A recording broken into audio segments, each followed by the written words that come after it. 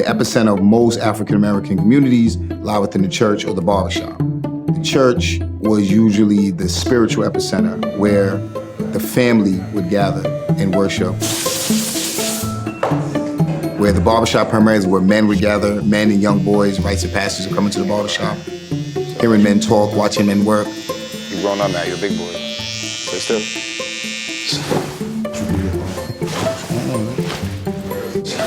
See, people just don't understand. Just going to get a haircut just is nothing like it. Look decent for a half an hour at least. At least half an hour. The African-American community, we feel misrepresented in proper health care, but we're overrepresented in how it affected the communities at whole.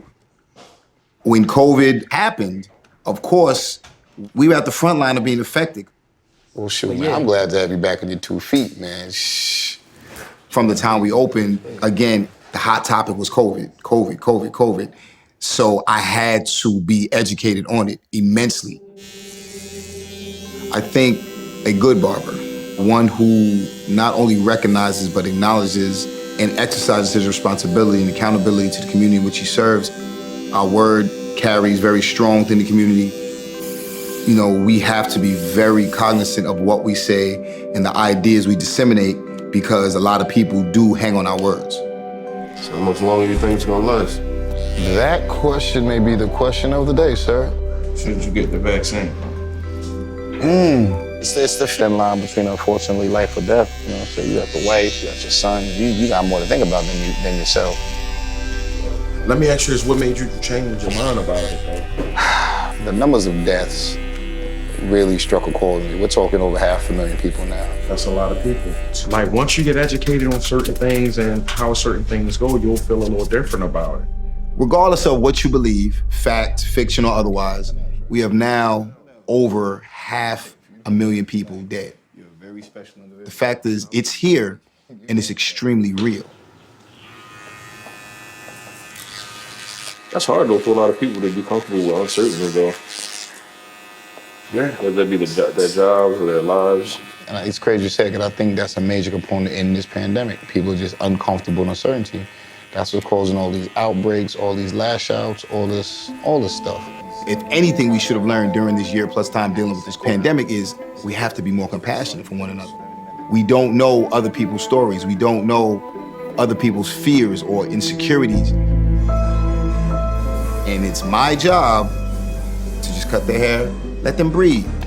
Everybody needs that space where they can, you know, express themselves unabashedly and not feel they're gonna be judged.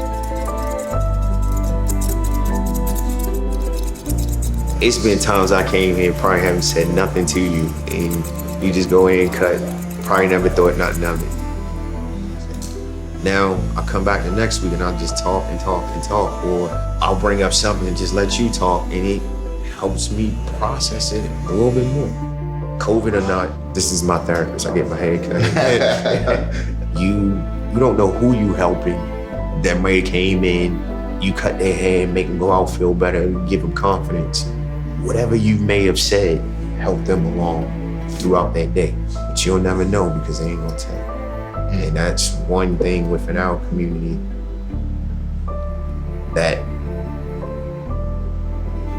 that's difficult. In order to be a successful barber, in order to be more than a barber, you must become a trusted voice within your community. And the best way I can use my voice is to use it in an impactful, positive way. Let's talk about accountability for one another. Let's talk about responsibility, not only to one another, but to the communities in which we live in.